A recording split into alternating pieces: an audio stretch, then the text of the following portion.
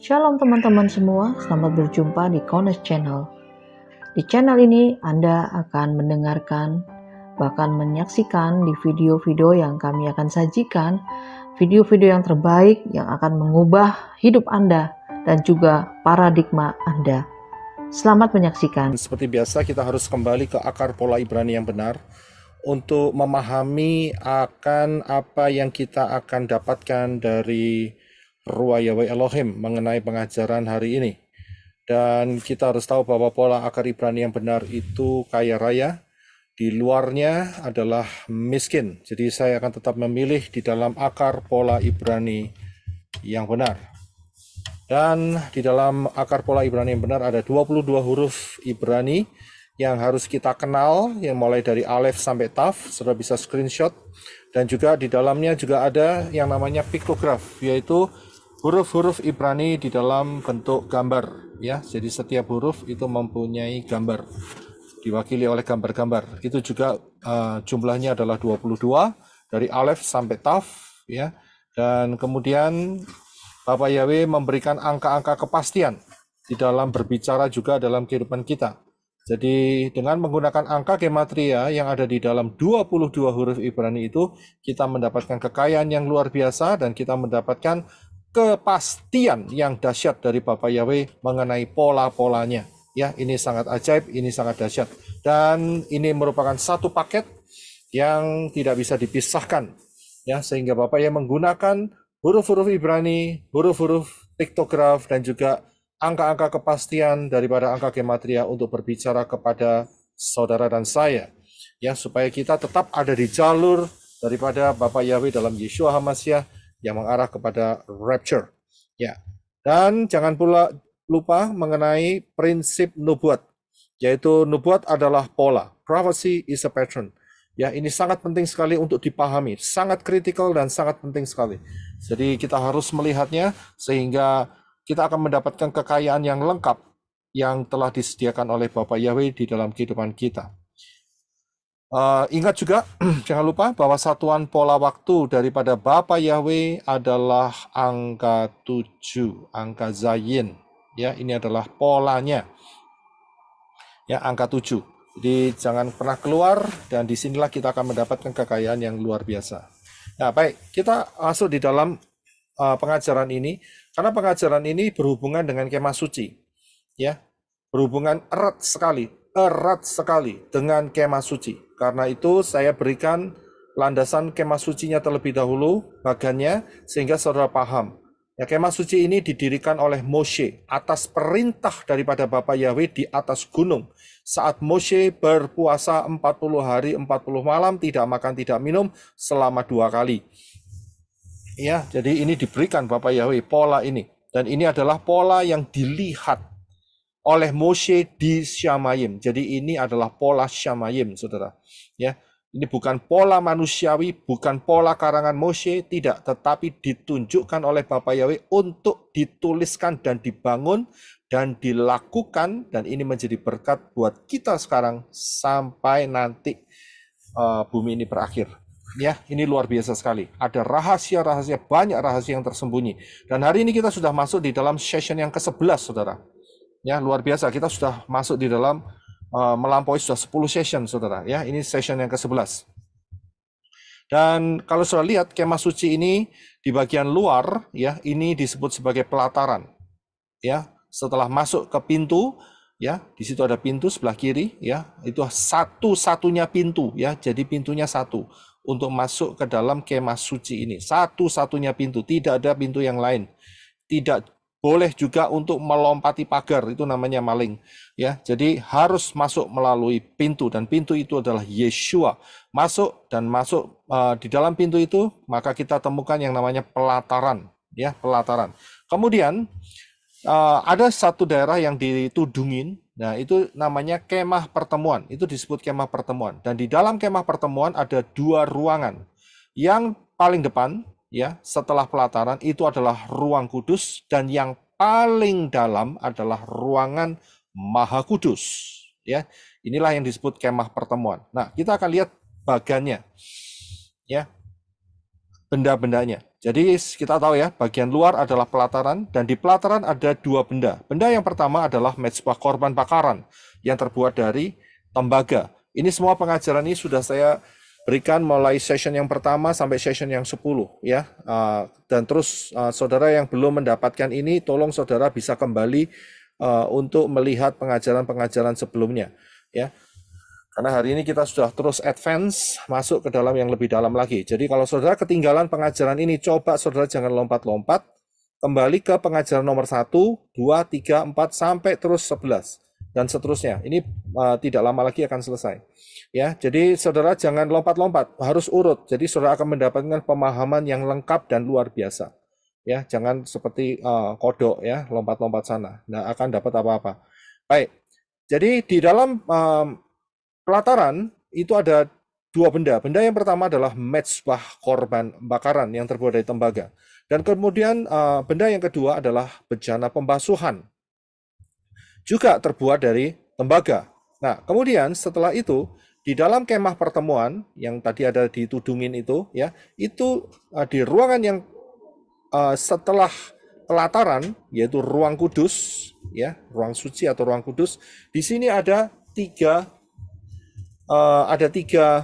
benda. Benda yang pertama adalah menorah 7 kaki dian, dan kemudian benda yang kedua adalah meja roti sajian, dan benda yang ketiga adalah mezbah dupa. Ini adalah 3 benda yang ada di ruang kudus atau ruang suci. Nah, kemudian kita akan masuk di ruang yang paling dalam, yaitu ruang maha suci, ruang maha kudus. Ya, dan di sini hanya ada satu benda, yaitu tabut perjanjian. Ya, jadi saudara paham di sini. Ya, tidak terlalu sulit untuk bisa memahami pengajaran ini. Ya, ikutin saja dasar fondasinya, saudara pasti akan mendapatkan, dan Ruach Yahweh Elohim akan menuntun hidup saudara. Nah, kita akan masuk di dalam session yang ke-11, yaitu mengenai tebus tubuh. Ya, tebus tubuh. Nah, kalau saudara belum melihat pengajaran yang satu ini, yaitu tubuh kemuliaan, tolong saudara juga bisa melihat dan mempelajarinya, ya, mendengarkan mengenai apa yang telah saya sampaikan pada Maret 11 ya, di Maret atau Maret 12 di Indonesia ya. Ini mengenai tubuh kemuliaan. Saudara bisa dapatkan di channel ini ya, mengenai tubuh kemuliaan, dan saya yakin beberapa channel juga telah menguploadnya juga ya ke channel-channel daripada mungkin Gamal, kemudian sahabatku Adi channel, Koni juga ada, banyak channel lagi ya, Kisyawati kalau nggak salah ya, itu juga ada ya. Jadi ada banyak yang sudah mencoba untuk menyebarkan kebenaran firman ini ya. Jadi saudara harus kembali coba lihat, ini akan memperlengkapi saudara dengan luar biasa, sangat luar biasa ya. Ada hal-hal yang sudah saya jelaskan di tubuh kemuliaan dan saya tidak ulangin lagi di materi hari ini, yaitu tebus tubuh. Tetapi ini connected ya, ini berhubungan. Apa yang saya sampaikan hari ini berhubungan dengan pengajaran mengenai tubuh kemuliaan yang saya sampaikan bulan Maret tahun ini ya, bulan Maret yang lalu. Baik, kita akan lihat ya. Jadi saudara kalau belum mendapatkannya, saudara tolong segera untuk bisa mempelajarinya supaya saudara bisa melihat keindahan, kedahsyatan Davar Elohim ya. Baik. Nah, kita sekarang ini hidup di tahun 2023, dan ini sangat luar biasa saudara ya. Karena apa? Ada banyak penyingkapan rahasia Davar Elohim saat kita sekarang ini, dan ini sungguh-sungguh dahsyat saudara. Ini luar biasa ya. Jangkauan kita ini dengan kita hidup di dalam tahun ini satu anugerah yang luar biasa, sehingga kita bisa melihat jauh sebelum bumi ini ada, dan juga jauh sebelum sesudah bumi ini ada. Jadi kita mendapatkan Davar Elohim, pengertian ini, kita bisa melihat zaman sebelum bumi ini eksis ya, atau ada nyata ya, yaitu zaman di mana Bapak Yahweh menciptakan Shamayim, dan juga isinya di situ, yaitu malaikat-malaikat, kerubim, serafim, dan sebagainya ya. Kita bisa melihat kebenaran itu, dan juga kita juga bisa melihat kejatuhan daripada malaikat-malaikat yang memberontak kepada Bapak Yahweh ya. Dan setelah itu kita bisa melihat peta zaman, ya, dari sejak kejatuhan Adam sampai kerajaan 1000 tahun, sampai kiamat, sampai kita juga bisa mendapatkan pemahaman mengenai the White Throne Judgment, pengadilan tahta putih, ya, dan juga sampai lautan api, Gehenna, dan Yerusalem dan bumi yang baru. Lengkap. Di tahun kita ini kita punya kekayaan yang luar biasa, saudara. Ya, kalau saudara tidak mendapatkan, saya bilang rugi besar.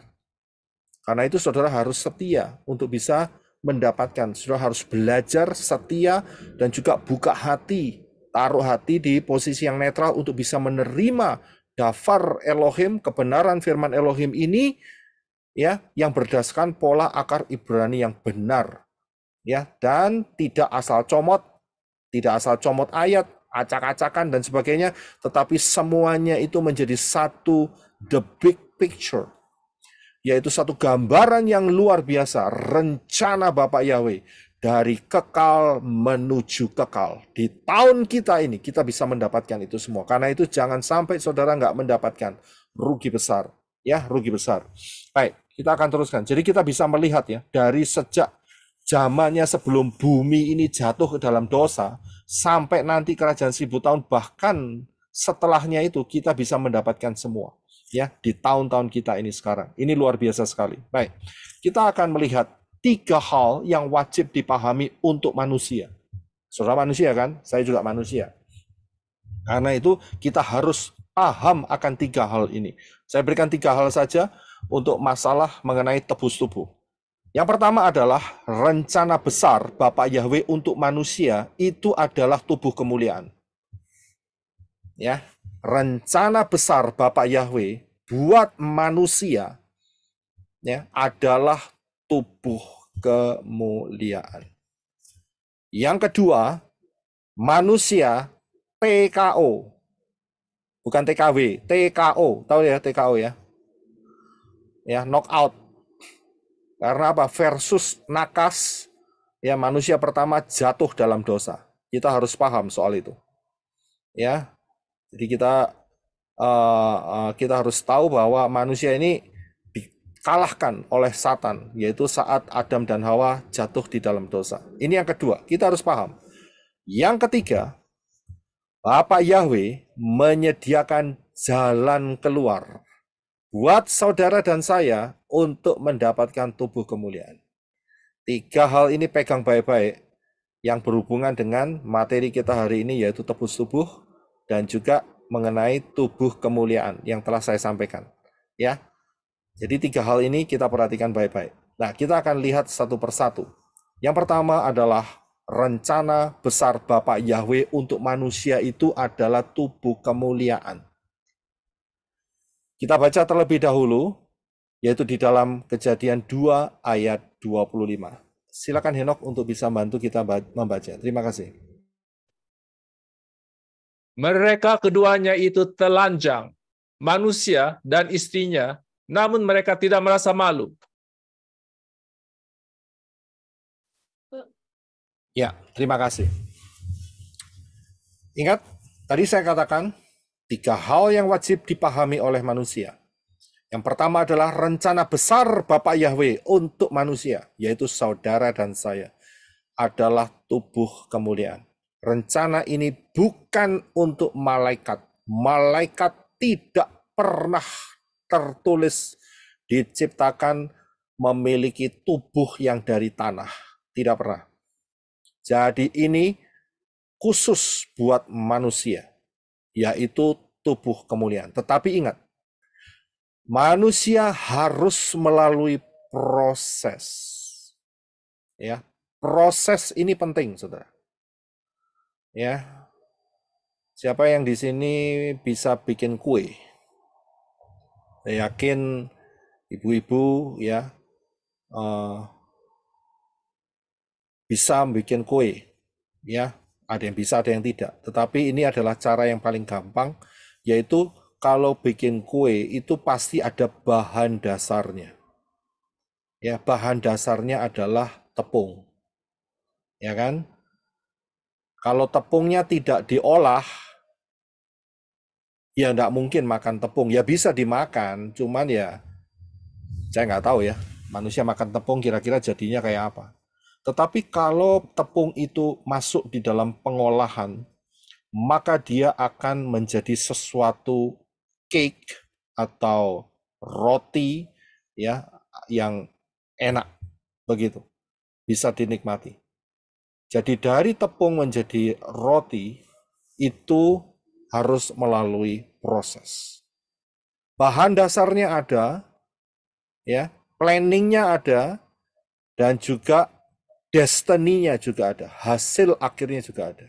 Nah, di sini kita lihat bahwa kedua manusia yang diciptakan oleh Bapa Yahweh pertama kali itu sudah dalam bentuk telanjang. Tetapi ditulis dengan jelas di sini, mereka tidak merasa malu. Ada apa di sini? Karena tidak merasa malu. Alasannya jelas karena mereka diciptakan segambar dan serupa dengan Elohim, dan manusia pertama dilingkupi oleh kemuliaan Elohim. Saudara bisa lihat, jadi tubuh fisik yang telanjang itu diberi seperti baju penutup, yaitu kekuatan daripada hadirat Bapa Yahweh, kemuliaan Bapa Yahweh, ya, itu ada di dalam manusia yang pertama. Nah, ingat tadi saya katakan bahwa manusia harus melalui proses.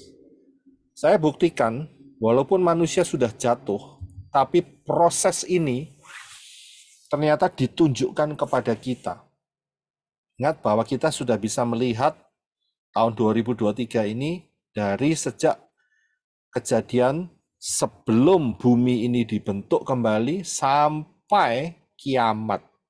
Ya, dari situ kita bisa melihat inilah pembuktian bahwa rencana besar Bapa Yahweh untuk manusia, untuk saudara dan saya adalah tubuh kemuliaan.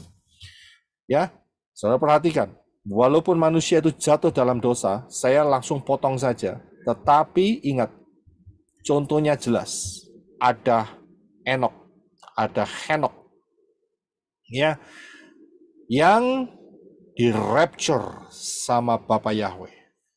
Ya, kalau dia di-rapture jelas, dia pakai tubuh kemuliaan. Kemudian, contoh yang kedua, Elijah. Ya, Elijah juga demikian. Dia di-rapture oleh Bapa Yahweh. Dan tubuh yang dikenakan setelah di-rapture bukan lagi tubuh jasmania, tetapi tubuh kemuliaan. Saya bisa lihat di sini, karena mereka tidak bisa mencari mayatnya, saudara. Mereka tidak bisa mencari jasadnya.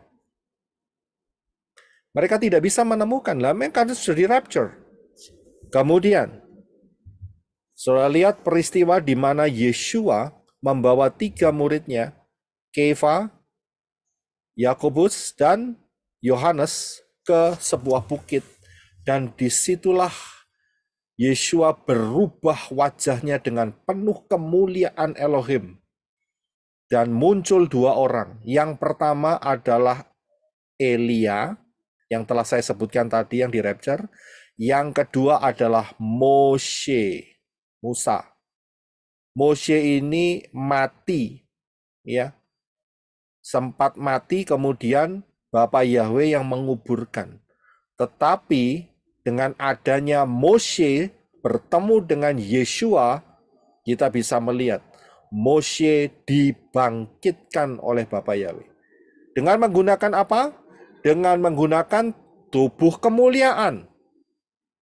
Ingat prinsipnya bahwa tubuh kemuliaan itu menggunakan sisa-sisa tubuh jasmania. Ya, ini prinsip daripada tubuh kemuliaan, menggunakan sisa-sisa tubuh jasmania. Kemudian, bukan cuma 3 hal ini saja. Ya, sering kali kita dengar 3 hal ini yang membuat pemahaman kita mengenai rapture atau mengenai tubuh kemuliaan yang diangkat. Akan tetapi ada satu peristiwa di mana banyak orang melihat, ya, di mana Abraham, Yisak, Yakov, Yosef, kemudian Daniel, Azariah, Hananya, kemudian para nabi yang setia kepada Bapa Yahweh, Yehezkiel, Yesaya, Yeremia, Daud, itu semua dibangkitkan. Pada peristiwa apa? Pada peristiwa di mana saat Yeshua HaMasyiah mati di atas kayu salib dan darahnya menetes di tabut perjanjian yang tersembunyi, ya, yang disembunyikan di bawah beberapa meter tempat Yeshua disalibkan. Saat darah itu menetes, maka orang-orang yang percaya beriman kepada Mesias yang akan datang, yaitu Yeshua, yang telah saya sebutkan tadi, Abraham, Yisak, Yakov, ya, dan kemudian Yosef, ya, dan banyak lagi para nabi, itu bangkit dari kubur, saudara. Ini pembuktian, ya, bahwa rencana Bapa Yahweh untuk manusia adalah tubuh kemuliaan. Kalau yang orang-orang sebelum kematian Yeshua HaMasyiah itu mereka sekarang sudah mendapatkan, terlebih lagi orang-orang yang sesudah kematian Yeshua HaMasyiah, termasuk saudara dan saya yang sedang menunggu tubuh kemuliaan ini. Saudara bisa lihat, ya, jadi kita ini bicara soal fakta, saudara. Ini bukan fiction atau suatu cerita bohong, tidak. Ini sebuah fakta. Iman kita ini adalah iman yang berdasarkan fakta, saudara. Bukan bohongan, ya, bukan halusinasi, bukan ngibul, bukan mimpi, ya, bukan khayalan atau kira-kira, tidak. Satu fakta. Kalau fakta itu real, saudara. Ya, dan ini benar-benar terjadi. Baik. Yang kedua, kita lihat bahwa 3 hal, ya, kita sedang membahas mengenai 3 hal yang wajib manusia tahu, bahwa manusia itu di knock out, ya, technical knockout melawan nakas. Nakas itu adalah ambasadornya setan, dan nakas KO, ya, men-knock out manusia. Ya, Kejadian 3 ayat yang ke-7. Ya, silakan Henok untuk bisa dibaca. Terima kasih. Dan terbukalah mata mereka keduanya, dan mereka menyadari bahwa mereka telanjang, dan mereka menyemat daun pohon ara dan membuat cawat. Ya, terima kasih. Saudara perhatikan ayat ini, ya.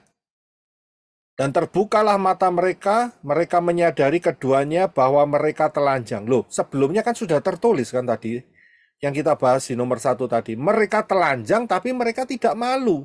Lah kok sekarang baru menyadari kalau mereka telanjang? Ingat, di dalam Kejadian 3 ayat 7 ini setelah mereka, yaitu Adam dan Hawa, memakan buah pengetahuan baik dan jahat yang dilarang oleh Bapa Yahweh. Mereka gagal tes. Jadi gagal di dalam proses, dan mereka harus menanggung akibatnya, yaitu kemuliaan Yahweh yang menutupi mereka sehingga pada saat mereka telanjang tetapi mereka tidak merasa malu. Itu fatsal atau ayat sebelum mereka jatuh di dalam pelanggaran terhadap firman Elohim. Ya, itu hilang, saudara. Jadi sebelum mereka melanggar, mereka ditutupi oleh kemuliaan Elohim. Tapi saat mereka melanggar, tertulislah ayat ini. Terbuka mata mereka. Loh, memangnya mereka sebelumnya enggak buka mata mereka? Ya, apa mereka tutup mata? Ya, atau buta? Tidak kan? Dikatakan bahwa Bapa Yahweh sering datang kepada Adam dan juga berjalan-jalan dengan Adam dan menunjukkan binatang-binatang dan Adam memberikan nama untuk setiap binatang. Nah itu kalau enggak pakai mata, pakai apa? Ya kan? Kan pasti buka matanya. Nah kok ini ayat ini berkata terbukalah mata mereka. Ini dia. Selubung kemuliaan Elohim itu diangkat hilang dari hidup mereka. Sehingga mereka menyadari bahwa mereka telanjang. Saya bisa lihat. Jadi ada selubung yang terangkat. Sehingga mereka lihat, wah telanjang. Dan mereka menyadari dosa yang telah mereka perbuat. Sehingga mereka mencoba untuk menyemat atau menganyam ya daun pohon ara ya untuk menutupi ketelanjangan mereka. Ya pasti tidak akan lama ya. Kalau sudah tahu pohon ara, daunnya itu kalau sudah potong nggak sampai sehari sudah mengkeret semua, tahu ya, mengkeret tahu ya, sudah ngelinting semua itu, sudah apa itu namanya, apa bahasa Indonesia yang melinting ya, mengkeret semua ya, keriput semua ya, sudah kering semua ya. Jadi tidak mungkin mereka bisa bertahan dengan lama untuk menutupi ketelanjangan mereka. Jadi kita harus tahu yang kedua, bahwa manusia di knock out oleh nakas sehingga jatuh. Nah, kita lihat yang ketiga, Bapa Yahweh menyediakan jalan keluar buat manusia untuk mencapai rencana besar Bapa Yahweh, yaitu tubuh kemuliaan. Ya, jalan keluarnya apa? Jalan keluarnya adalah pola kemah suci. Ini dia jalan keluarnya, saudara. Maka itu pengajaran kemah suci ini sangat menarik sekali, saudara. Kode-kodenya banyak sekali dan sangat luar biasa. Saudara perhatikan baik-baik. Ini kasih Bapak Yahweh yang luar biasa, karena pola ini adalah pola Shamayim, pola sorga. Ya, ini bukan pola dasar pikiran manusia, tidak. Ini dari Bapak Yahweh sendiri yang ditunjukkan kepada Moshe, dan Moshe harus membuatnya persis seperti yang ada di Shamayim, yang ada di sorga. Ya, baik. Inilah kuncinya, yaitu pola kemah suci. Dan saudara akan melihat jalan ini, saudara harus menjalaninya untuk bisa mencapai tubuh kemuliaan. Kita akan lihat ya, pelan-pelan. Yang pertama, mekanisme kerjanya bagaimana daripada kemah suci ini. Yang pertama, saudara harus lihat bahwa kemah suci ini hanya ada satu pintu. Sebelah kiri itu ada pintu. Ya, satu pintu saja. Ini sudah saya bahas di materi yang nomor pertama, kemah suci nomor pertama. Pintu ini adalah Yeshua HaMashiach. Jadi kalau di luar pintu ini, maka tidak ada keselamatan, saudara. Ya, tidak ada keselamatan di luar pintu. Jadi satu-satunya cara harus masuk melalui pintu, tidak boleh lompat pagar. Hanya satu pintunya. Dan saat masuk, menerima Yeshua HaMashiach. Ya, bukan menerima Yesus, bukan. Karena itu huruf Ibrani itu Yod Shin Waw Ayin, itu bunyinya Yeshua, bukan Yesus. Jadi paham ya. Untuk teman-teman yang baru pertama kali jangan kaget. Saudara lihat perbedaan antara Yeshua vs Yesus. Pilih mana? Coba lihat kembali ke sana. Ada di di channel saya ini ya, bagian video.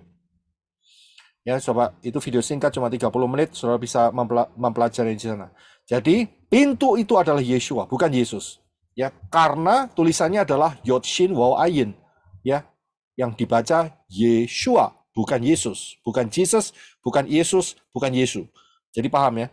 Jadi di sini penting sekali, masuk melalui pintu dan mendapatkan keselamatan. Jadi hanya melalui Yeshua keselamatan itu diberikan. Nah, saat manusia itu masuk di dalam keselamatan ini, yang ditebus atau dibeli itu hanya jiwa roh saja. Tubuhnya tidak. Atau boleh saya katakan bukan tidak, yaitu belum. Ya, lebih pasnya itu adalah belum. Jadi saat kita menerima, manusia menerima keselamatan yang diberikan oleh Yeshua HaMashiach, hanya jiwa rohnya saja yang ditebus. Kalau ditebus itu untuk bangsa Yahudi. Kalau saudara dan saya bukan keturunan Yahudi, maka kita ini bukan ditebus, tapi dibeli. Itu beda. Ya, Beda antara ditebus dan dibeli. Ditebus itu kalau saudara punya barang, kemudian saudara butuh uang, saudara pergi ke tempat penggadaian. Saudara gadaikan barang saudara, saudara dapat uang. Dengan syarat, ya, dalam jangka waktu tertentu, saudara boleh menebus barang saudara. Yaitu saudara siapkan mungkin 1 bulan kemudian, saudara kembali dengan uangnya beserta fee atau bunganya, kemudian saudara kembali tebus, minta lagi di tempat penggadaian itu. Saudara mendapatkan, misalnya saudara gadaikan kamera saudara, atau misalnya saudara gadaikan mobil saudara, saudara dapat kembali. Penggadaian selama masa daripada perjanjian itu tidak boleh barang itu diperjualbelikan, tidak boleh. Karena apa? Karena satu kali nanti kalau orang itu mau datang kembali dan memberikan uang, ya, dan beserta dengan bunganya atau fee-nya, maka penggadaian harus melepas yang namanya barang itu, karena itu bukan barangnya dia. Itulah prinsip ditebus. Orang Yahudi sudah dinyatakan adalah milik Bapak Yahweh, tapi Yahudi jatuh dalam dosa. Karena itu dia ditebus. Sedangkan saudara dan saya tidak pakai kata ditebus, tapi kita diberi satu kata yang luar biasa, yaitu dibeli. Saudara dan saya dibeli. Ya, karena kita orang goyim, siapa yang memiliki kita? Bukan Bapak Yahweh. Ya, dulu kita dimiliki oleh Satan. Karena itu dibeli sama Bapak Yahweh. Ya, kita dimasukkan keluarga Elohim, Yahweh Elohim. Karena itu sistemnya dibeli. Ayatnya di mana? Di 1 Korintus 6 ayat 20. Silakan, Eno. Terima kasih. Sebab kamu telah dibeli dan harganya telah dibayar lunas. Karena itu, muliakanlah Elohim dengan tubuhmu dan dengan rohmu yang adalah milik Elohim. Ya, terima kasih. Saudara bisa lihat di sini, kita dibeli. Ya. Nah, saat kita dibeli, itu hanya jiwa rohnya dulu. Ingat ya, bahwa jiwa dan roh itu tidak bisa dipisahkan. Tidak bisa dipisahkan. Jiwa roh itu menyatu. Ya. Nah, tubuh bagaimana? Tubuhnya nunggu, saudara. Tunggu dulu. Ya, belum mendapatkan penebusan atau pembelian dengan lunas. Yang sudah adalah jiwa rohnya. Perhatikan yang akan saya sampaikan ini. Nanti saudara akan mengerti. Langkah berikutnya, setelah menerima Yeshua, di mana jiwa roh kita dibeli, maka next step atau step berikutnya, yaitu harus masuk di dalam proses pendewasaan rohani. Dan proses pendewasaan rohani ini adalah sebuah perjalanan, journey of faith. Perjalanan iman. Dan ini dimulai dari tirai. Startnya dari tirai. Tirai ini bicara mengenai apa? Tirai ini berbicara mengenai Ruach Yahweh Elohim. Kisah Rasul 1 ayat yang ke-8. Silakan, Eno. Namun kamu akan menerima kuasa jika Roh Kudus turun atasmu. Dan kamu akan menjadi saksiku di Yerusalem, di seluruh Yudea dan Samaria, bahkan sampai ke ujung bumi. Ya, terima kasih. Ini unik sekali. Mengapa? Saat Yeshua bangkit dari antara orang mati, Yeshua berpesan kepada murid-murid, kamu jangan meninggalkan Yerusalem sampai Ruach Yahweh Elohim turun atasmu. Dan itu terjadinya kapan? Terjadinya pada saat perayaan atau hari raya Shavuot, yaitu Pentakosta. Ya, pada saat perayaan Shavuot, Ruach Yahweh Elohim turun. Dan disinilah proses journey of faith itu dialami oleh setiap orang.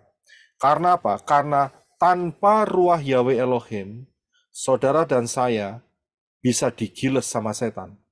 Tidak punya kekuatan apa-apa. Ya. Kefa, Petrus, dia sudah sumber. Tahu sumber? Apa itu sumber ya? Bisa bantu enggak? Sumber. Itu bahasa Meksiko Tenggara. Apa ya? Sumber, sesumber. Apa ya sumber?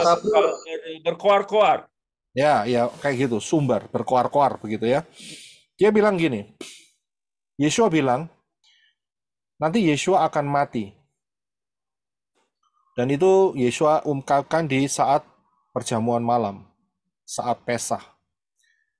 Dan si Kefa bilang, ya, aku pun berani mati buat kamu. Tapi Yeshua berkata, sebelum shofar berbunyi 3 kali, kamu telah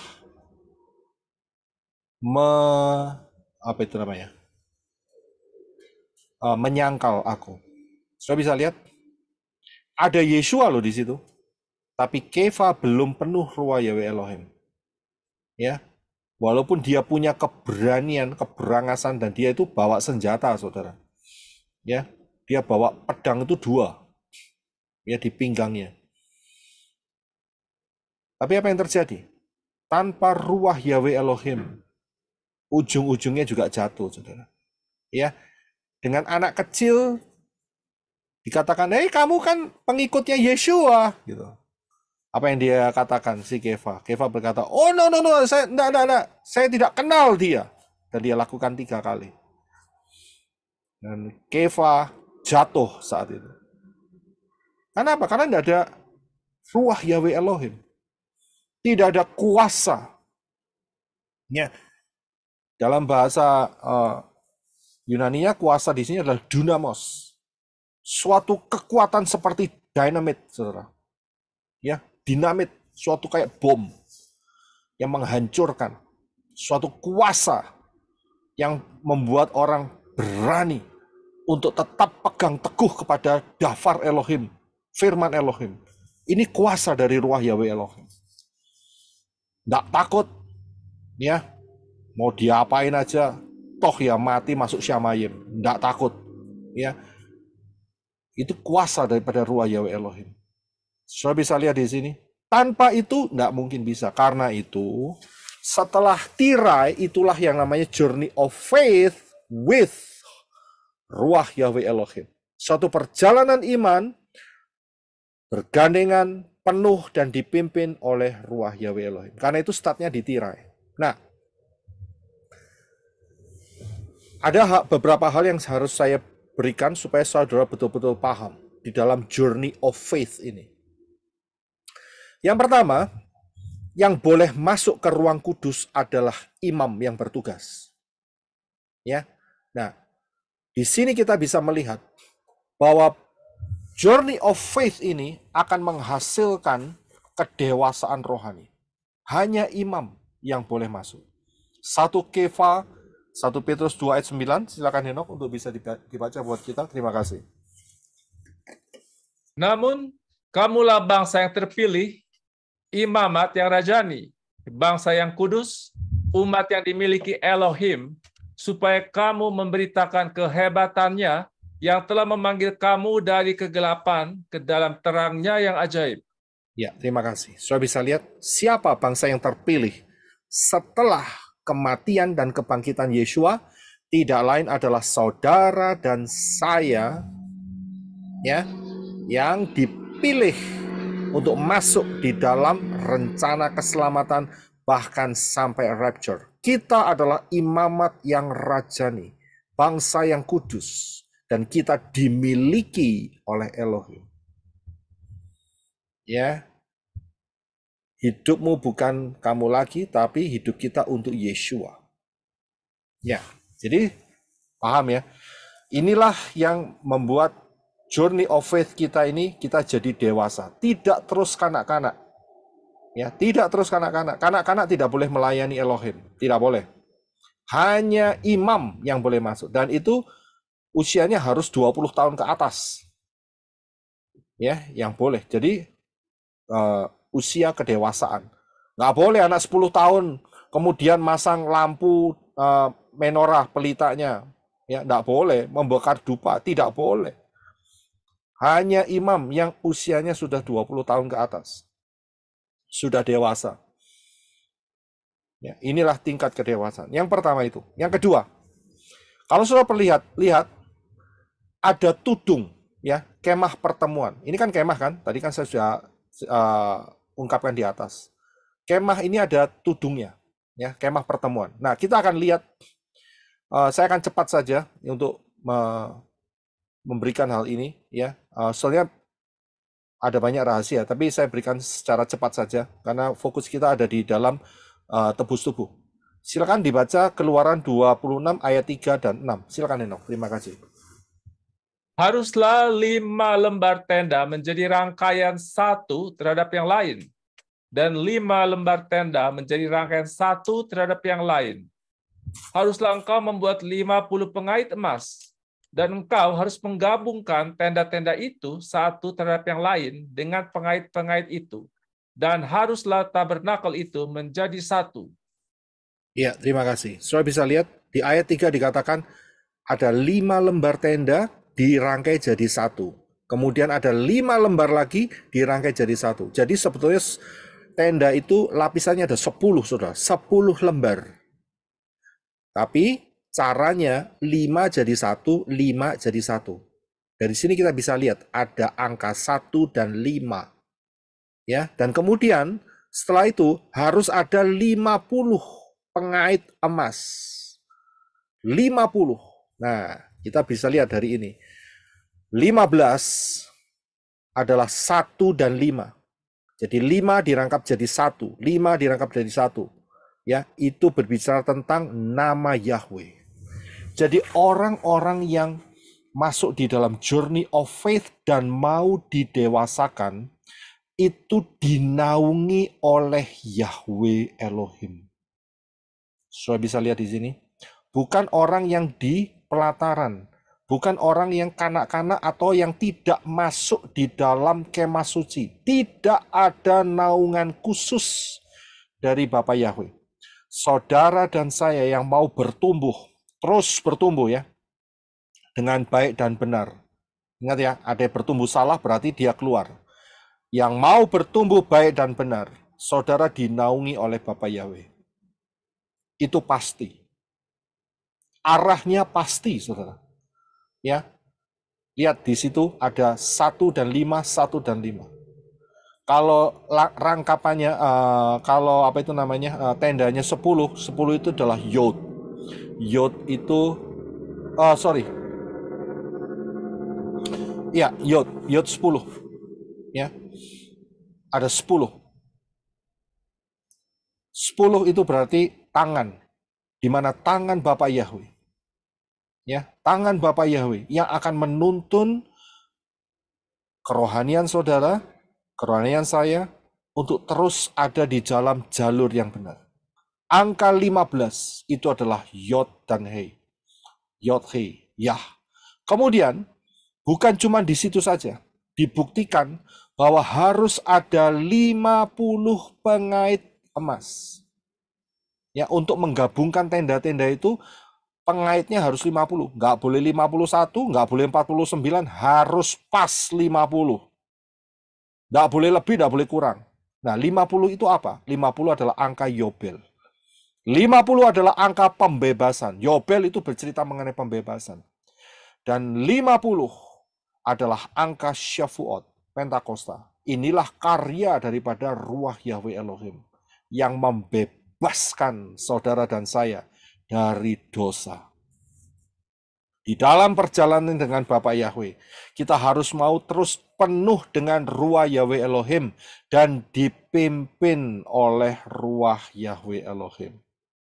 Saudara bisa lihat di sini, ini bukan satu kebetulan, ini kode-kode tersembunyi. Ya, paham ya? Jadi inilah mengenai tudung itu. Nah, saya akan lanjutkan. Di dalam kemah pertemuan, tadi saya katakan ada 3 benda. Kita lihat benda yang pertama. Ya, yaitu meja roti sajian. Mazmur 119 ayat 105, silakan Henok. Firman-Mu adalah pelita bagi kakiku dan cahaya bagi jalanku. Ya, terima kasih. So bisa lihat meja roti sajian ini harus disiapkan dan harus dimakan oleh imam-imam saja. Ya, harus dimakan oleh imam-imam saja.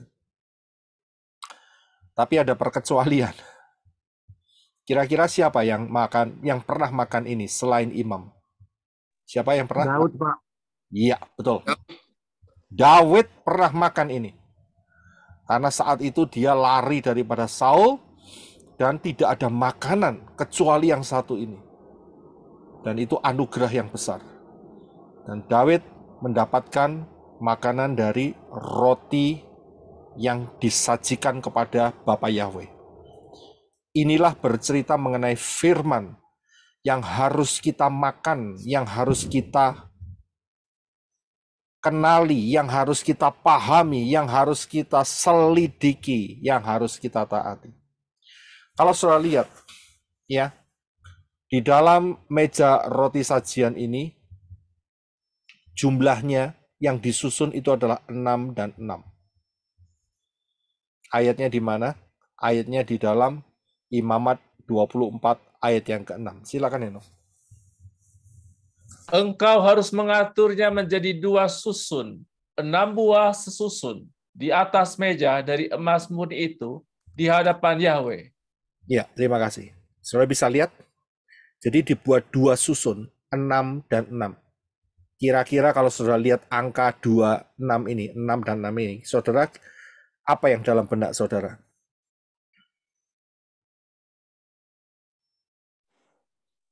Saudara boleh open mic. Menurut saudara? Tamak dan berita dasar. Cikal bakal anti Hamasya. Kalau anti Hamasya enggak.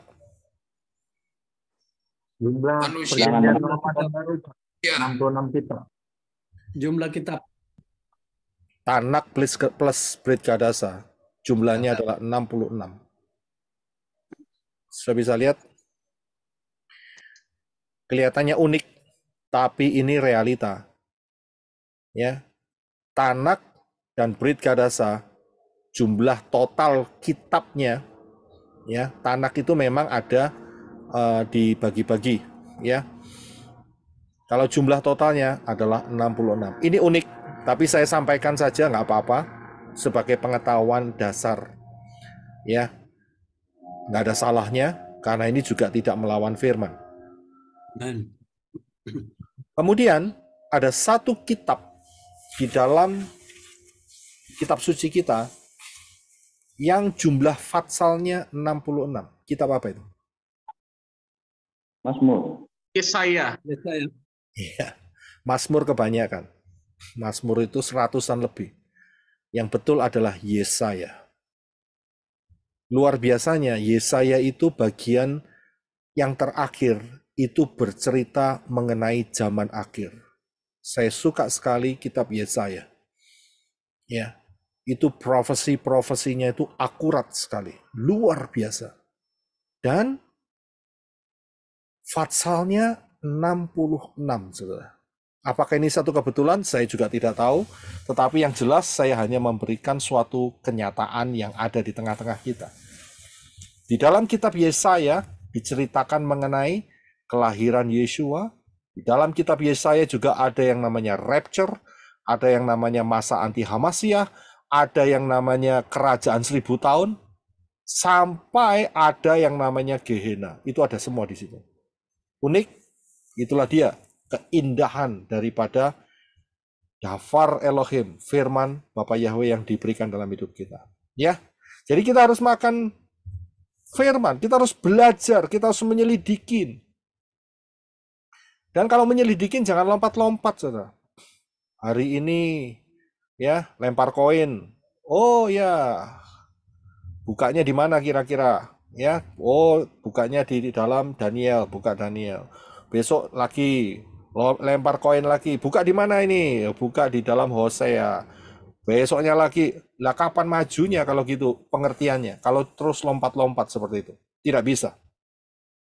Ya, kalau kepingin tahu rencana Bapak Yahweh secara detail, kita harus tahu dari A sampai Z secara berurutan.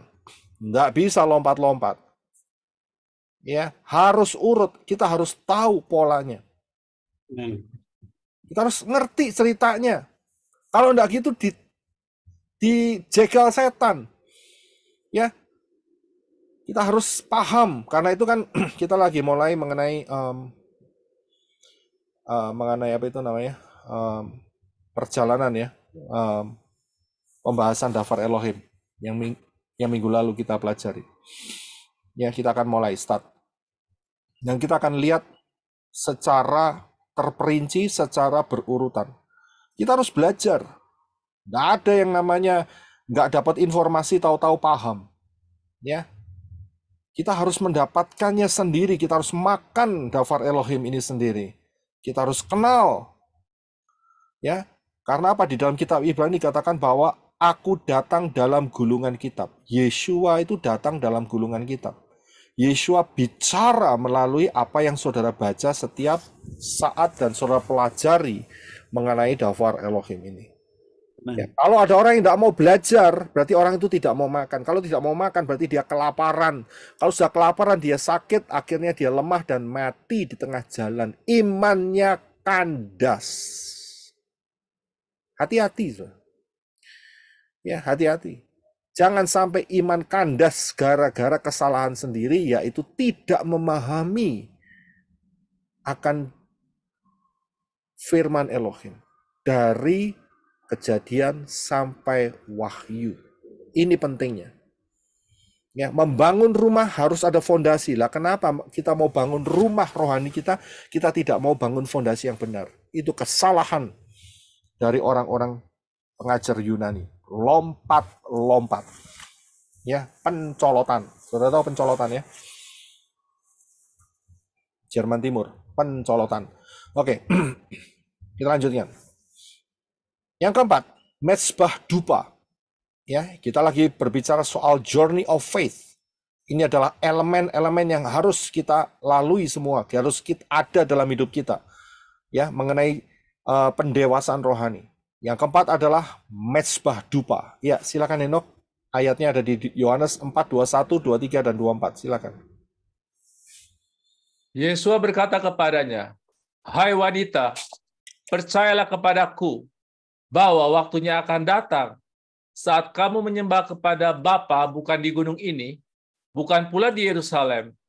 Namun waktunya akan tiba, dan itu adalah sekarang, manakala para penyembah yang benar akan menyembah kepada Bapa dalam roh dan kebenaran. Sebab Bapa pun sedang mencari orang-orang yang menyembah Dia seperti itu. Elohim itu roh, dan mereka yang menyembah Dia seharusnya lah menyembah dalam roh dan kebenaran." Ya, terima kasih. Mezbah dupa ini berbicara mengenai worship, penyembahan. Dan uniknya kalau saudara lihat, mezbah dupa ini ya terbuat dari emas dan di ujung-ujung kepalanya itu ada 4 tanduk, saudara.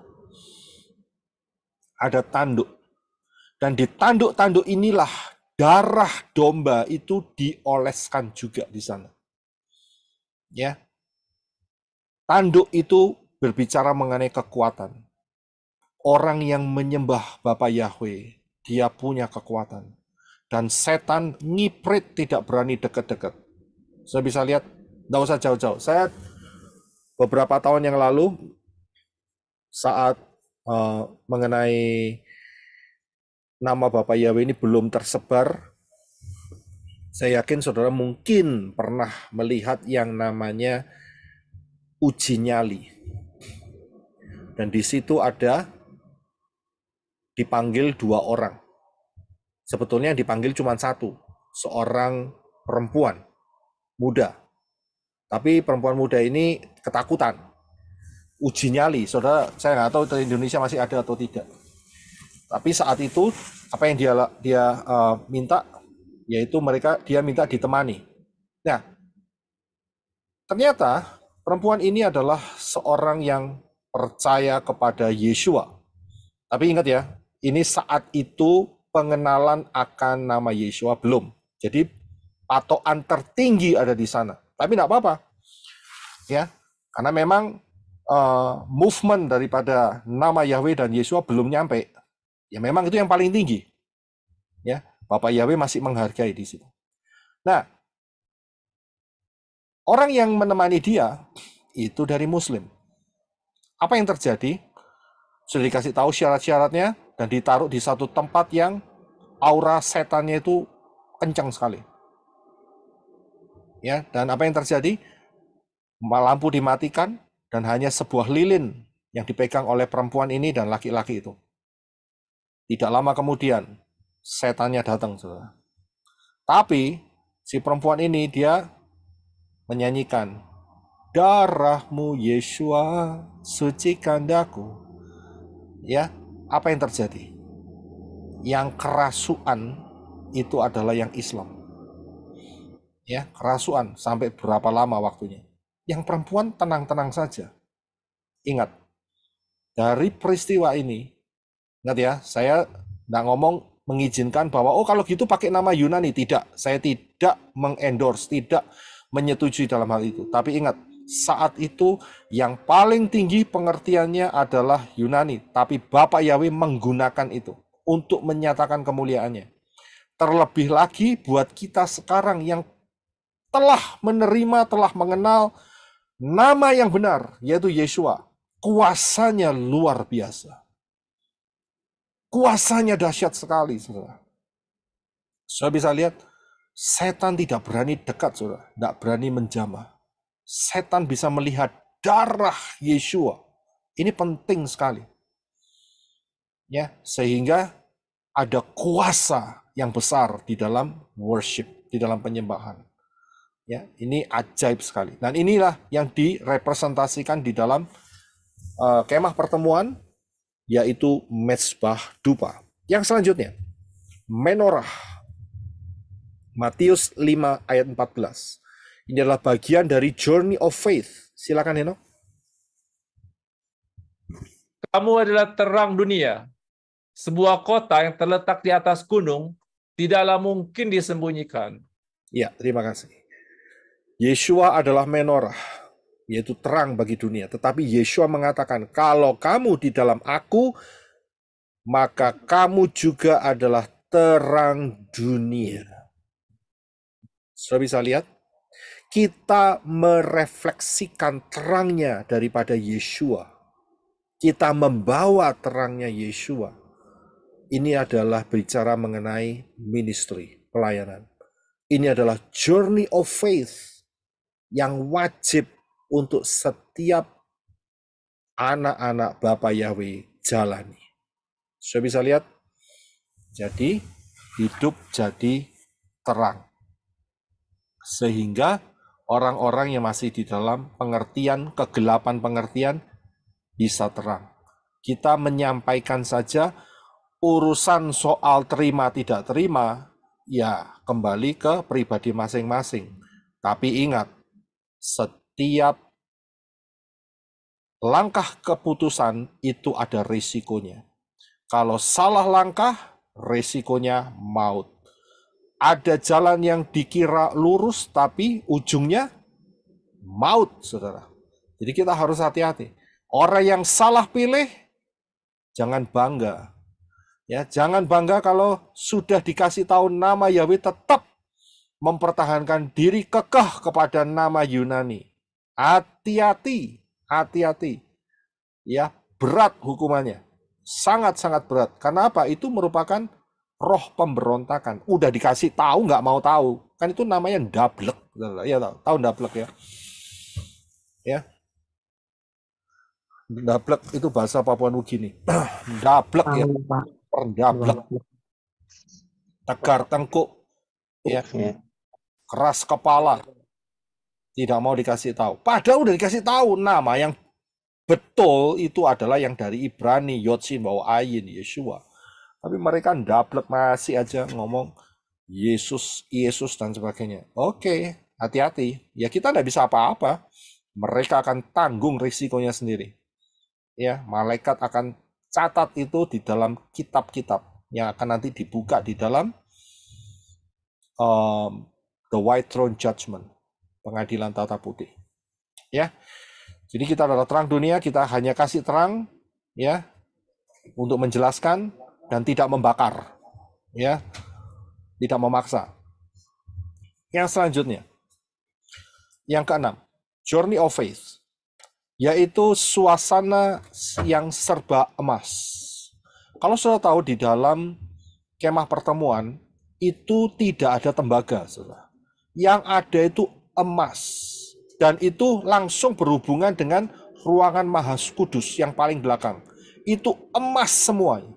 Nah, kita lagi bicara soal ruang kudus yang bagian depan dengan ada 3 benda. Menorah dari emas, meja roti sajian itu dari kayu dilapisi emas. Mezbah dupa itu dari kayu dilapisi emas, nggak dilapisi perak, nggak dilapisi tembaga, tidak, dilapisi emas. Kemudian dinding-dindingnya itu dari kayu dan dilapisi emas. Logam emas ini adalah gambaran daripada kemuliaan Elohim. 2 Timotius 3 ayat 16-17. Silakan Eno. Semua firman yang diilhamkan Elohim itu berguna untuk mengajar, memberi teguran, memperbaiki kesalahan, dan mendidik dalam kebenaran, supaya manusia Elohim menjadi sempurna, diperlengkapi untuk melakukan setiap perbuatan baik. Ya, terima kasih. Saya lihat firman Elohim, itu firmannya kan ada di meja roti sajian, ya kan? Berguna untuk apa? Untuk ngajar, ngasih teguran.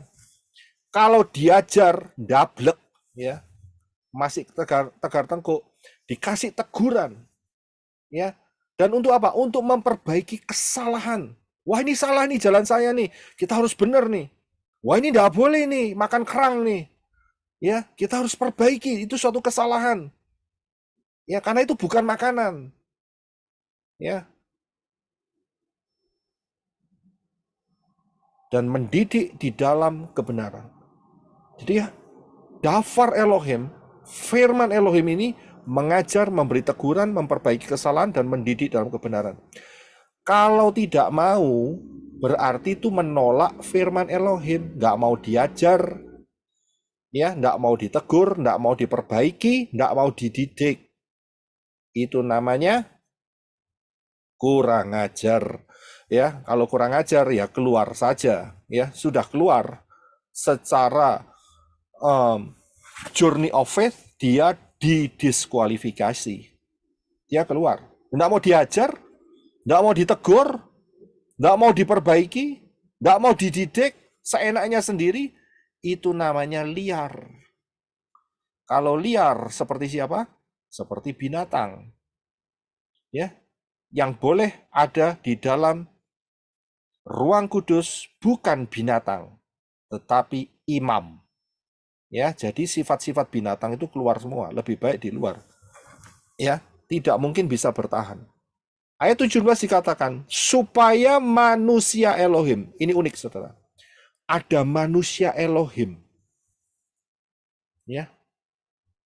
Kalau sudah lihat di sini, ini bukan suatu hal yang secara tiba-tiba diungkapkan oleh Rabi Saul, tetapi Rabi Saul ngerti akan prinsip ini. Manusia Elohim. Manusia yang dipenuhi dan dipimpin oleh Elohim. Menjadi sempurna, diperlengkapi untuk melakukan setiap perbuatan baik. Sudah bisa lihat, manusia Elohim. Nah, kita akan lihat yang selanjutnya. Tapi saya akan mundur sebentar. Ya, manusia Elohim. Ruah Yahweh Elohim yang dikatakan oleh Rabi Saul, kalau kamu penuh dengan ruah Yahweh Elohim, hendaklah kamu juga harus dipimpin oleh ruah Yahweh Elohim. Kalau kamu penuh dengan Roh Kudus, ruah Yahweh Elohim, kamu juga harus dipimpin oleh Roh Kudus, ruah Yahweh Elohim.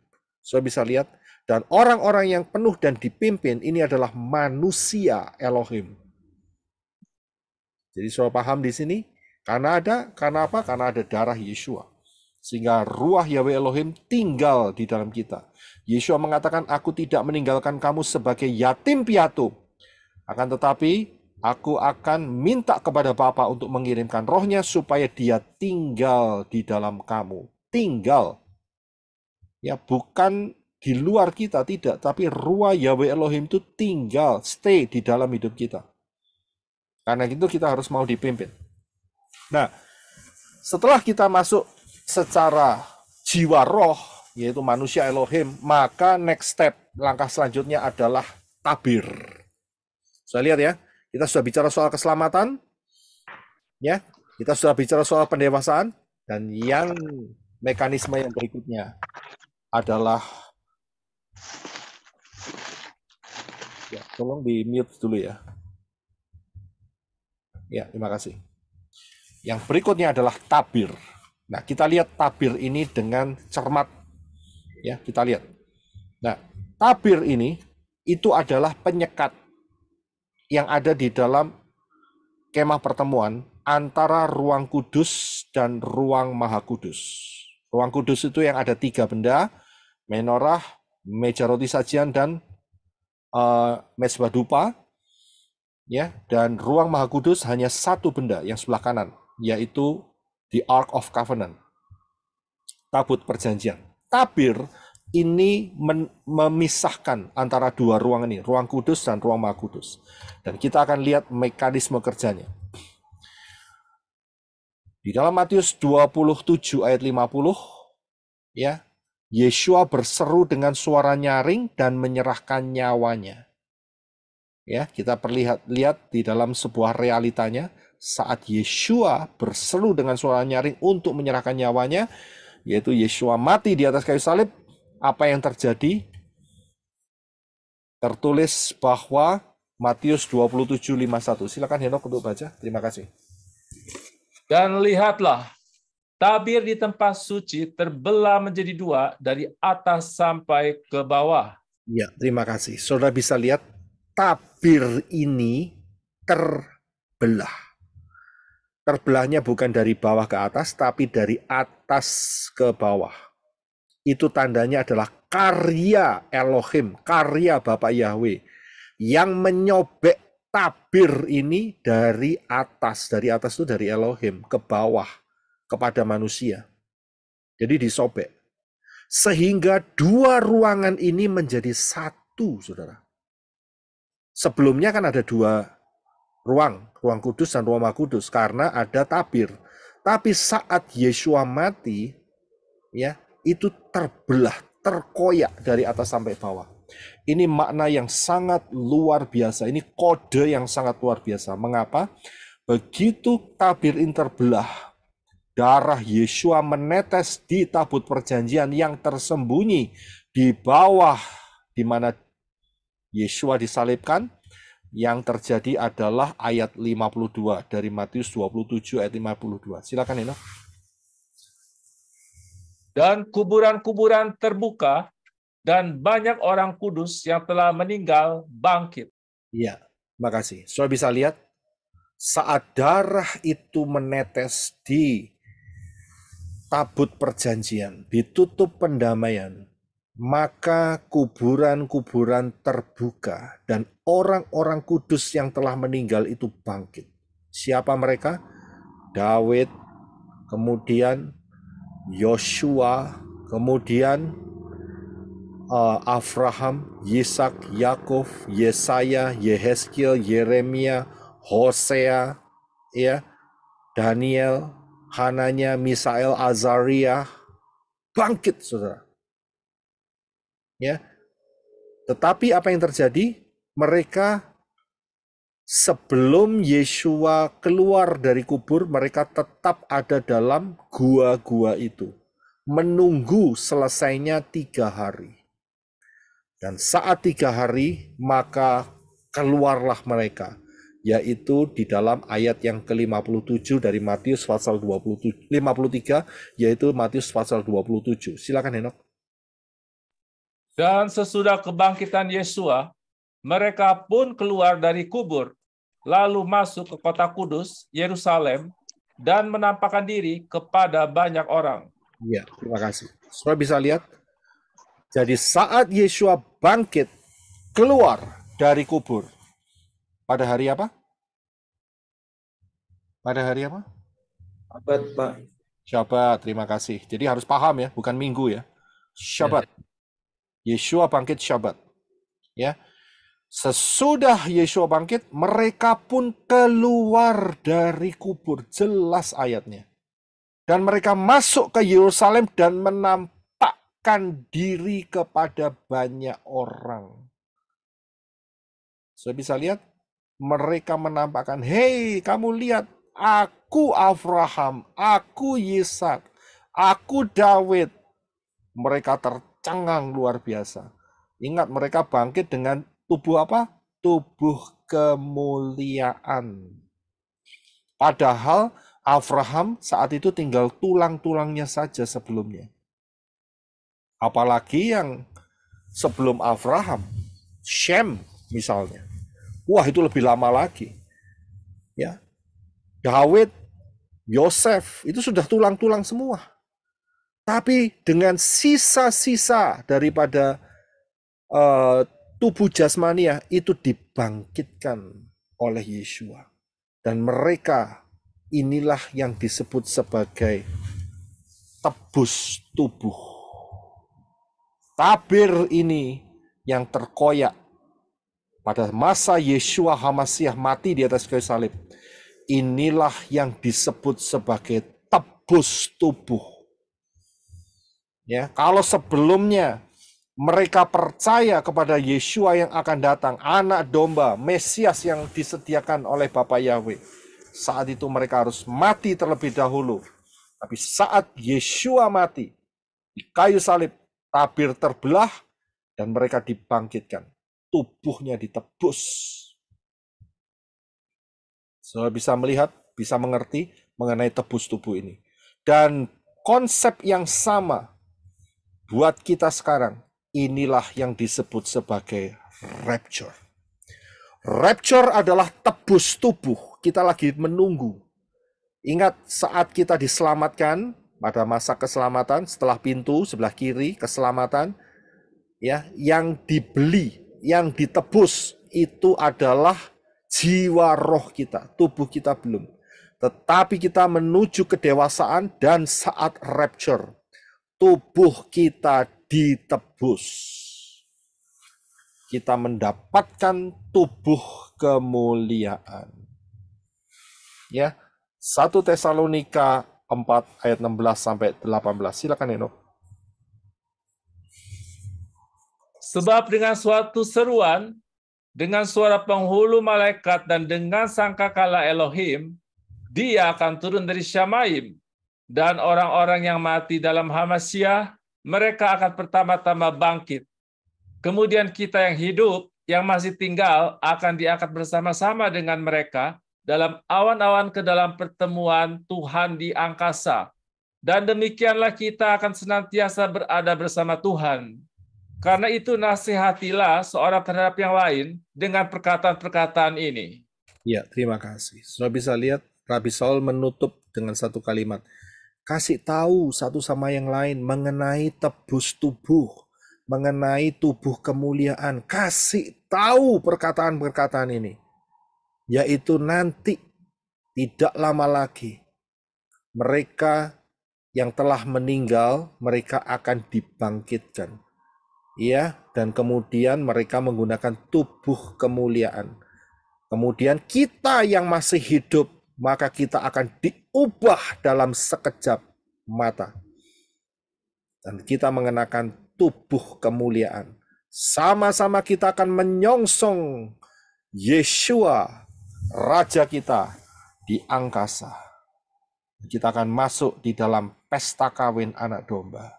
Saya bisa lihat, hal ini telah dibuktikan oleh Yesua hampir 2000 tahun yang lalu. Dan pasti yang namanya rapture sudah tidak lama lagi. Pasti akan terjadi. Sudah bisa lihat di sini, ini sebuah pattern, ini sebuah pola. Ya, rencana penebusan tubuh saudara dan saya. Karena kita masih hidup sekarang ini di dalam tubuh fisik. Tapi ingat, jiwa roh kita telah dibeli dengan lunas, dengan darah yang mahal, yaitu darah Yeshua. Sudah bisa lihat di sini? Inilah yang disebut tabir. Sekarang, apa tujuan tebus tubuh itu? Ya, apa tujuannya?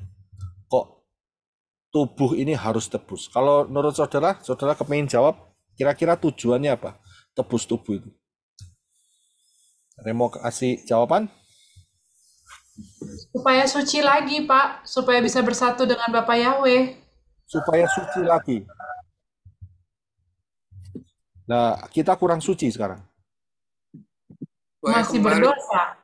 Pak, untuk mengembalikan tuh kemuliaan manusia, Pak. Ingat, darah Yesus itu kan Pak, ini Pak. menyucikan kita tuh bersih sekali. Ya, darah Yesus itu menyucikan kita bersih sekali dan kita harus mempertahankan itu. Ya. Ya, terima kasih untuk semua jawabannya. Terima kasih. Kita tutup mic sebentar ya. Tujuan dari tebus tubuh itu tidak lain adalah untuk ini dia, yaitu menempati Yerusalem yang baru dan bumi yang baru. Ya, ingat bahwa saat penciptaan manusia, Elohim, Bapak Yahweh berfirman, marilah kita menciptakan manusia segambar dan serupa dengan kita. Itu maksudnya. Level kita itu selevel dengan Yeshua. Maksud saya selevel itu bukan berarti kita seperti Yeshua Elohim gitu, tidak. Ya, akan tetapi kita memiliki tubuh kemuliaan yang selevel dengan Yeshua. Karena Yeshua telah memiliki tubuh kemuliaan. Bapak Yahweh sendiri merangkul kita sebagai manusia yang dulunya berdosa.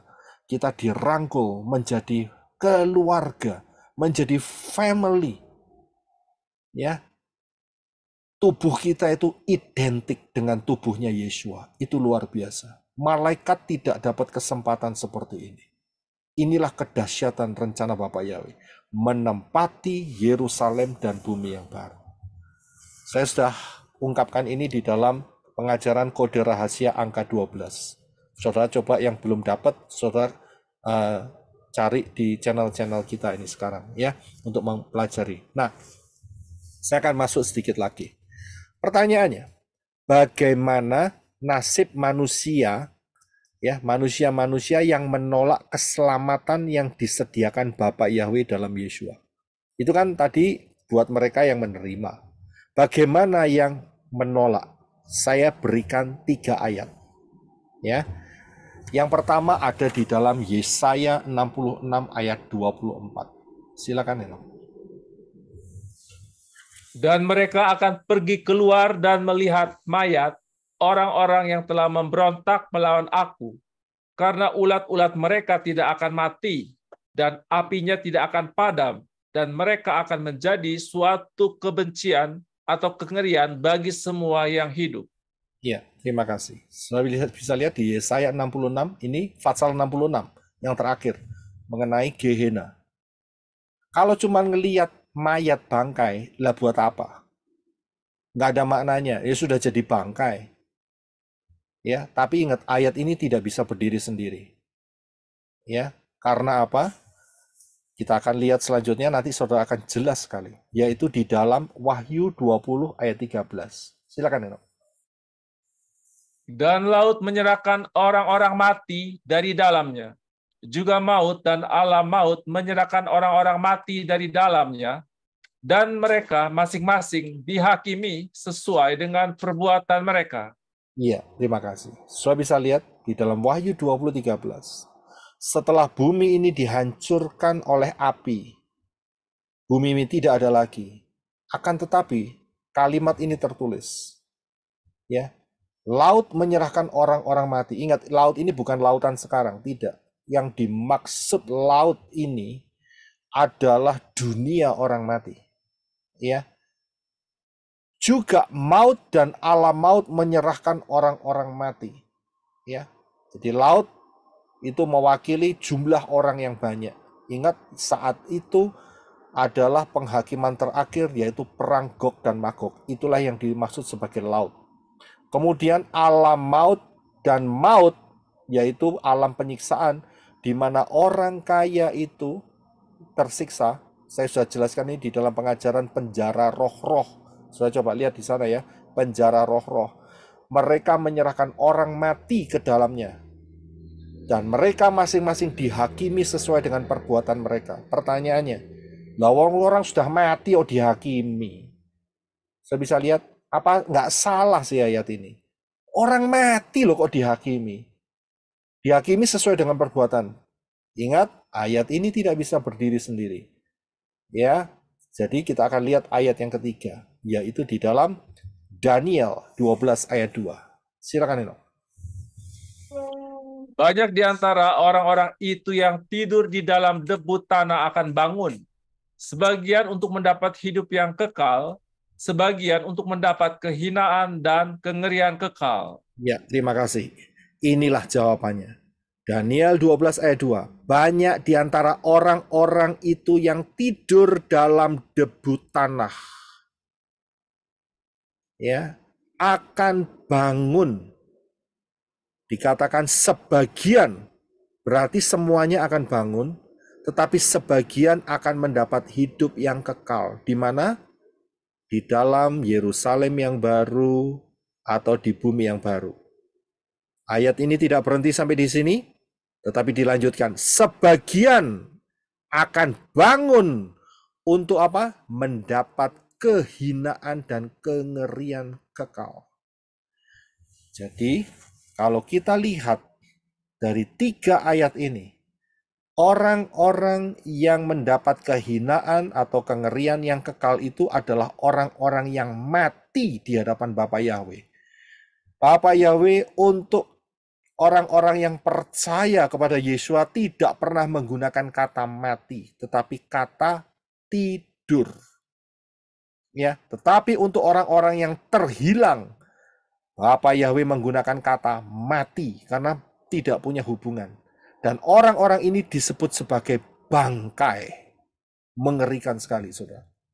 Jadi mereka juga akan dibangkitkan, saudara. Orang-orang yang menolak Bapa Yahweh, menolak Yeshua HaMashiach, ya, akan juga dibangkitkan. Tapi untuk apa? Untuk menerima kehinaan yang kekal. Kapan itu? Tidak lain pada saat the white throne judgment, pengadilan tahta putih. Dan disitulah mereka akan diseret oleh malaikat-malaikat, ya, dan mereka akan dibuang di dalam lautan api dengan tubuh mayat, yaitu yang tadi dikatakan sebagai bangkai. Jadi mereka juga dibangkitkan loh. Orang-orang yang menolak Bapa Yahweh dalam Yeshua, saudara jangan pikir mereka nggak dibangkitkan. Firman Dafar Elohim mengatakan dibangkitkan. Ngeri sekali, ya. Kita kena api saja sudah, ya, bahasa Eskimo-nya itu ginjal-ginjal. Oh ya, ginjal-ginjal. Ginjal itu bukan kidney ya. Ginjal-ginjal itu lompat-lompat, saudara. Kena api ya. Kena api yang di kompor ya. Rasanya panas, kulitnya melempuh. Apalagi ini disebut sebagai bangkai. Dibuang, jadi rohnya disatukan kembali, saudara. Dengan sisa-sisa tubuhnya. Dan dimasukkan lautan api. Untuk selama-lamanya. Dan ini hidup, saudara. Penyiksaan yang tidak pernah ada ujungnya. Kekal. Nggak ada nanti didoakan habis gitu pindah level gitu. Nggak ada. Nggak ada purgatori. Ini bukan soal purgatori. Ya. Itu ajaran purgatori yang dari Katolik itu menyesatkan sekali. Ya, menyesatkan. Jangan ikutin mereka. Ya. Dasar firman diaduk-aduk nggak karu-karuan, dicampur-campur, di hybrid, Ya, dibuat gaduh-gaduh. Itu penyesatan itu. Jadi, inilah yang benar. Mereka pun juga dibangkitkan dan dibuang ke lautan api. Mereka akan menjadi bangkai-bangkai. Ini yang disebut di dalam kitab Yesaya 66 tadi.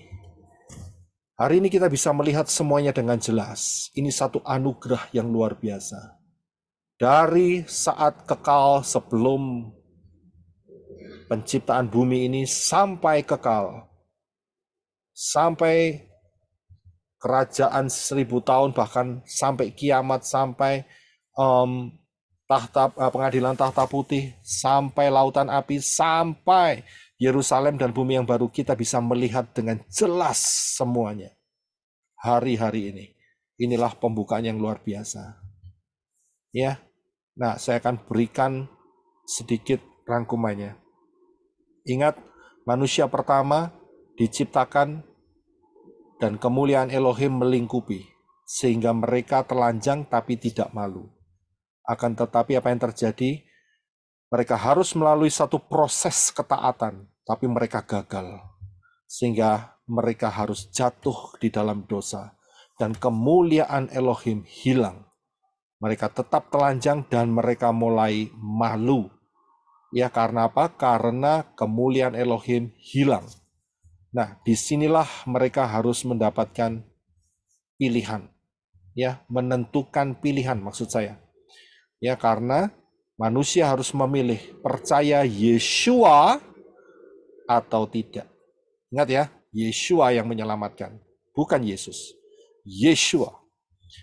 Kalau mereka menolak Yahweh dalam Yeshua, maka mereka akan dibangkitkan lagi dan mereka akan ketemu dengan pengadilan tahta putih, dan setelah itu mereka akan dibuang hidup-hidup dengan menggunakan tubuh bangkai. Ya, dan ini hidup, saudara. Akan tetapi, kalau menerima, beriman dan menerima, orang tersebut akan makan dan minum dengan makan tubuh Yeshua dan minum darah Yeshua. Dia akan menjadi manusia Elohim yang penuh dan dipimpin oleh Ruach Yahweh Elohim. Maka di dalam perjalanannya tidak lama lagi akan rapture. Dan inilah yang disebut sebagai tubuh kemuliaan.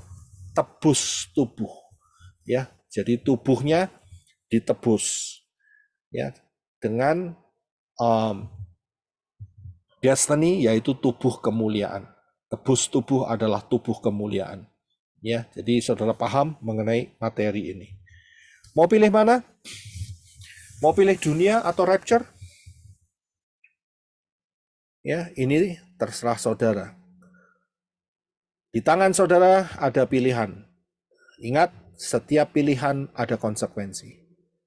Ya, kalau mungkin saudara saya berikan mau pilih dunia atau rapture, saya yakin saudara pilih rapture, ya. Tapi kalau saya tunjukkan ini, mau pilih keluarga atau rapture, pilih mana? Rapture. Saudara bisa lihat, ini nggak gampang. Rapture. Ini nggak gampang. Saya mendapatkan banyak masukan, ya. Suami yang tidak percaya kepada Bapa Yahweh dalam Yeshua. Istri yang tidak percaya kepada Bapa Yahweh dalam Yeshua. Mereka mengancam, nek kamu masih tetap ikut Bapa Yahweh, ya, kita pisah. Ya. Kita jalan sendiri-sendiri. Banyak ini. Iya, banyak ini di luar sana. Ini bukan cerita bohong ini. Banyak. Saya yakin ini saat kita bicara ini, saya nggak tahu berapa yang dengar sekarang, yang di live chat. Banyak yang struggle. Diancam istrinya, diancam suaminya, diancam keluarganya. Ya. Mereka malu karena mereka tidak mau beribadah kepada Yesus lagi. Ya, memang kita sudah tahu Yesus itu adalah dewa pagan. Ya kan, karena lahirnya 25 Desember. Nah, kita ngikutin yang benar, Yeshua. Lahirnya Sukot. Udah jauh beda. Sudah bisa lihat, ini merupakan satu struggle. Orang tuanya mengancam, anaknya mengancam, ya kan? Putus hubungan darah, pilih mana? Rapture atau keluarga? Rapture. Pasti rapture, Pak. Rapture. Saya bisa lihat, inilah masa di mana anak-anak Bapak Yahweh diuji. Dan ujiannya nggak main-main. Keluarga yang dipakai oleh setan. Saya berikan 2 ayat. Matius 10:34 dan Lukas 12:51. Silakan, Eno. Janganlah kamu mengira bahwa aku datang untuk menebarkan damai di atas bumi. Aku tidak datang untuk menebarkan damai, tetapi pedang. Apakah kamu mengira bahwa aku datang untuk memberi damai di bumi? Tidak. Aku berkata kepadamu, bahkan sebaliknya, perpecahan. Terima kasih. Saudara paham akan perkataan Yeshua? Ya, kita melihat. Ya, saudara bisa melihat di sini. Apa kamu kira aku datang di bumi ini kasih damai? Yeshua berkata, tidak. Jelas sekali.